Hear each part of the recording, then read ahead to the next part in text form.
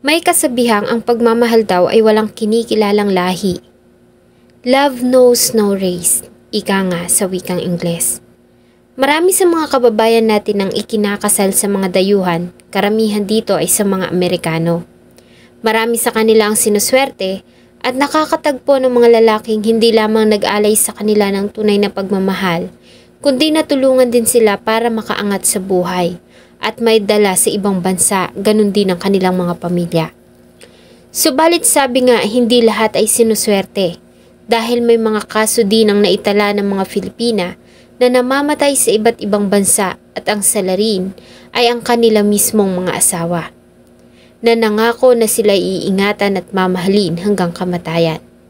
Ito ang masakit na sinapit ng isang Filipina sa kamay ng asawa nitong sikat na aktor at direktor sa Sweden noong 2018. Ang inakala ni Mylene o Maymay na fairy tale ay nagkaroon ng masakit na katapusan dahil sa namatay ito sa kamay ng lalaking nagpakilalang si Prince Charming at nagdala sa kanya sa Sweden.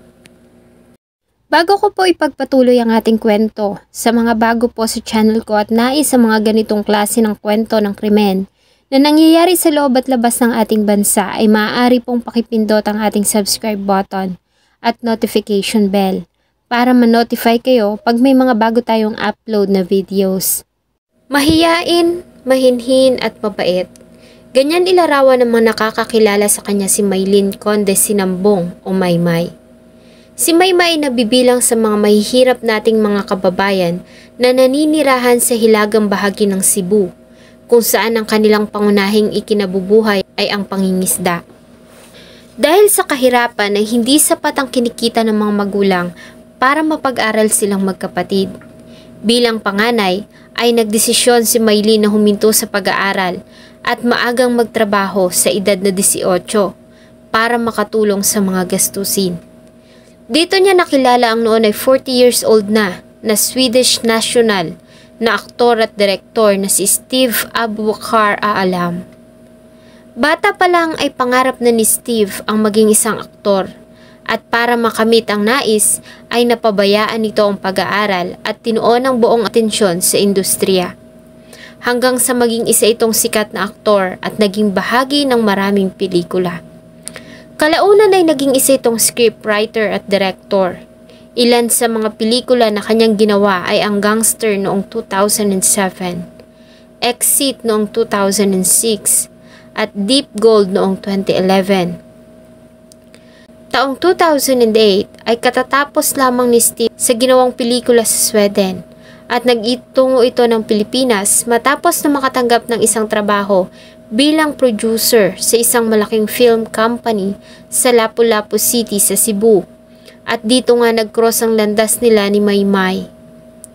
Ayon sa kaibigan na mag-asawa, minsan ay namasyal si Maymay sa isang malaking mall sa Cebu City at nailigaw ito. At ang noon ay namamasyal din na si Steve ang hininga nito ng tulong. Ayon sa kanila ay love at first sight o pag-ibig sa unang pagkikita. Dahil simula sa araw na iyon ay nagsimula ng ligawan ni Steve si Maymay, na nagbunga naman dahil sa sinagot siya ng dalaga at sila ay nagpakasal noong June 6, 2009. Saksi ang kanilang mga magulang, kamag-anak at mamamayan ng maliit na barangay ng Kawit, Medellin sa pag-iisang dibdib ng dalawa. Suot ang puting gown na isiniyaw ng aktor si Maymay sa harap ng kanilang mga kababaryo. Kinainggitan siya ng ilang kababaihan dahil sa nakapangasawa ito ng isang aktor na nagmula pa sa Sweden. Sa harap ng marami ay tinuring siya ni Steve na isang prinsesa at inalalayan na tila ba handa nitong gawin ang lahat para hindi masaktan ang kanyang prinsesa. Ang unang pagkikita at pagsasama ng dalawa ay punong-puno ng pagmamahalan at lambingan ayon na rin sa mga nakasaksi sa kanilang pagsasama. Subalit tulad ng ibang mag-asawa ay nagsimulang magtalo ang dalawa.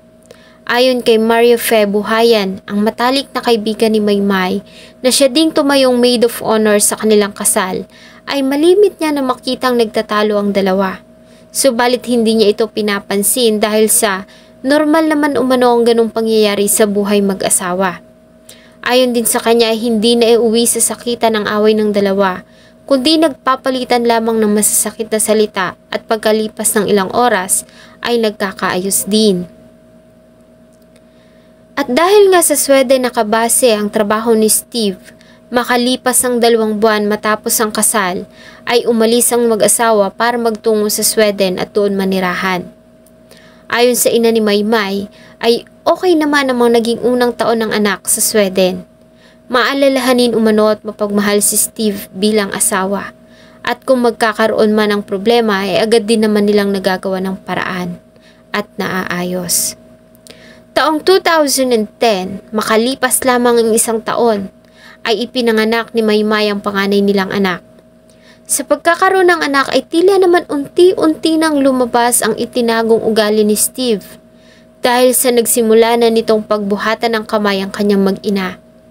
Sa katunayan, ay inireport ito ni Maymay sa pulis noong 2011 dahil sa pananakit sa kanya at sa kanilang anak.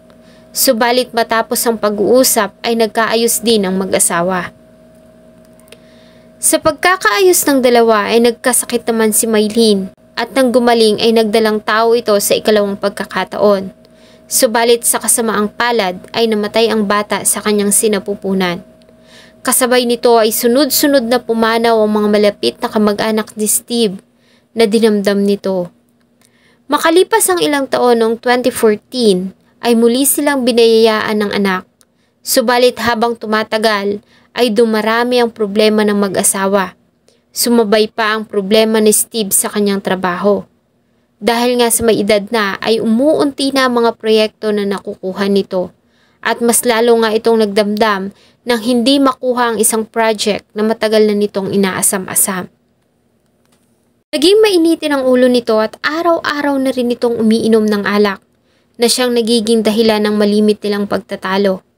Dahil dito ay nagsimulang magduda ang Child Custody Office ng Sweden kung kaya pa bang alagaan ng mag-asawa ang kanilang mga anak. Ayon kasi sa batas sa Sweden, kapag ang mga bata ay nakakaranas sa mga threats o malalaking risk o panganib sa kanilang kalusugan at personal na developments, dahil sa kalagayan sa loob ng kanilang tinitirhan, ay maaari silang kunin ng pamahalaan para mailayo sa kapahamakan. At bilang proseso ay nagsimula silang magsagawa ng imbestigasyon sa kalagayan ng magkapatid. Ito ay naging isa pa sa mga dahilan na pinagtatalunan ng mag-asawa. Dahil sa labis na stress ay nagsimulang bumaba ang timbang ni Maymay at noong September 18, 2018 ay na-admit ito sa ospital dahil sa sakit na lupus. Dito na nagsimulang magduda ang kanyang mga magulang sa katayuan ni Maymay sa Sweden. Hindi kasi ito nagkukwento sa kanila sa mga problema nito. Kaya naman wala silang alam sa nangyayari dito sa ibang bansa. Nagsimulang magtaka ang ina ni Maymay dahil sa iniwan nito ni Steve sa hospital ng mag-isa, gayong may malala itong karamdaman. Kaya naman kinutuban siya na may problema ang mag-asawa. At para libangin at palakasin ang loob ng anak sa malayo, ay malimit itong tawagan ng ina at kapatid sa video call hanggang sa makalabas ito ng ospital noong September 21, 2018. Sa huling pag-uusap nila noong September 23, 2018 ay napansin ng ina ni Maymay na iba ang kinikilos ng anak. Tinatanong niya ito kung okay lang ba siya, kung minamahal ba siya ng asawa, inaalagaan, subalit nananatili lamang itong walang kibo. Sa kanilang huling pag-uusap ay sinabi ni Maymay na kahit na anong mangyari ay mahal na mahal niya ito. Agad din itong sinasaway ng ina at sinasabing walang masamang mangyayari.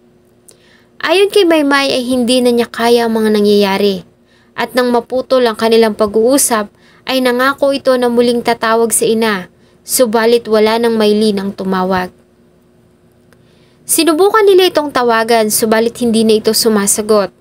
Hanggang sa makatanggap ng mensahe ang nakababatang kapatid nitong si Angelo mula sa isang Filipina na nagpakilalang si Leonor. Ayon sa kanya ay kapitbahay siya nila Maylene sa Sweden at dito nga ay ibinalita nito sa kanila na wala na si Maylene at pinatay ito ng kanyang asawa.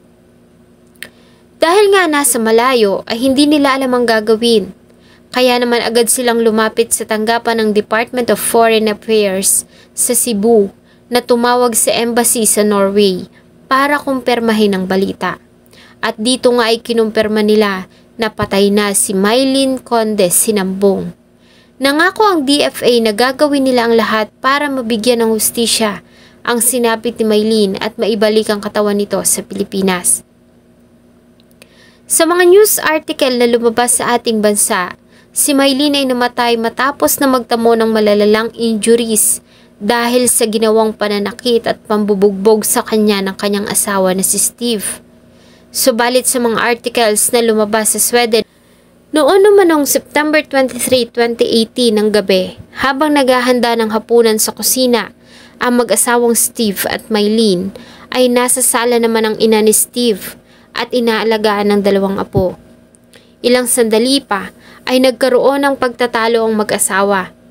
Ayon sa ilang reports ay nais na ni Mylene na makipagdiborsyo sa asawa at umuwi ng Pilipinas, kasama ang dalawang anak.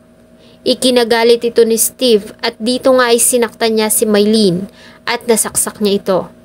Ayon sa ina ni Steve ay nagulat na lamang siya nang lumabas si Steve mula sa kusina ng duguan at sinabing tumawag ng pulis at ambulansya na agad naman niyang ginawa. Nang magtungo ang pulis sa bahay nila Steve sa Kista, Stockholm, Sweden, ay agad ding diniklara ng paramedics na wala ng buhay si Mylene.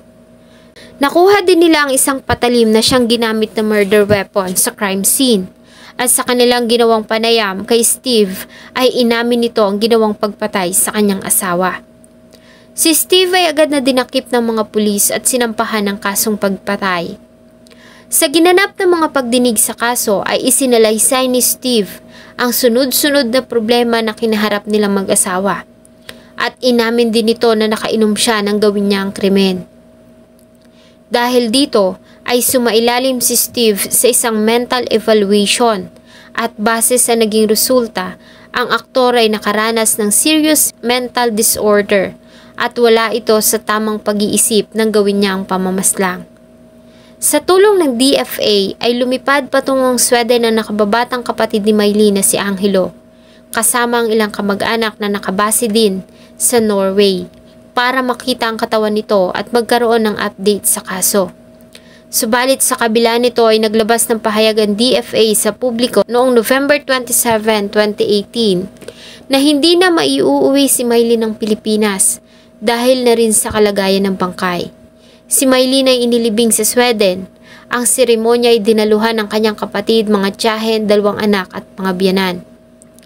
Nangako naman ang DFA na gagawin nila ang lahat para makuha ang kustodiya ng mga anak na naulila ni Mylene na noon ay 10 at 4 na taon pa lamang. Subalit dahil nga sa malaki ang kanilang role sa ginagawang investigasyon, dahil sa nasaksihan nila ang pag-aaway ng mga magulang at pagkamatay ng ina, ay pansamantala silang isinailalim sa kustodiya ng gobyerno ng Sweden. June 21, 2021, matapos ang 3 taon na pagdinig, ay hinatulan si Steve Abubakar Alam ng guilty sa pagpatay sa asawang si Mylene. Siya ay hinatulan ng 6 na taong pagkakakulong. Ang kalagayan ng kanyang mental health ay nagkaroon ng malaking role sa mababang sentensya ng hukuman. Dahil sa napatunayan na wala ito sa tamang pag-iisip nang gawin niya ang pamamaslang. Kung pagbabasehan ang ibinigay na hatol ng hukuman, ay ilang taon na lamang at muli nang makakalaya si Steve at hanggang ngayon ay wala pang balita sa kustodiya ng mga bata.